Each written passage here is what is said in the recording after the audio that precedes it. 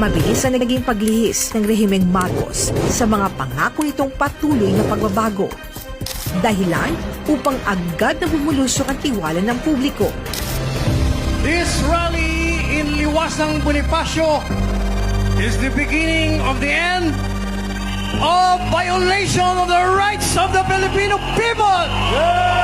Hindi na rin maikakaila ang maagang pagsiklab ng diskontento at daing mula sa mga mamamayan. Hindi po tayo magsasawa kahit mawalan tayo ng boses.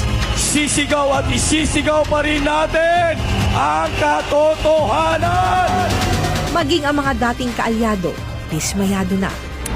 Kami ang nagluklok sa inyo sa kapangyarihan. Dahil ang Pilipinas ay pagmamayari ng Diyos na may kapal. Sana hindi tayo kinakalimutan. Sila lang yung bumangon eh. Ito po ay para sa bansa. Diyos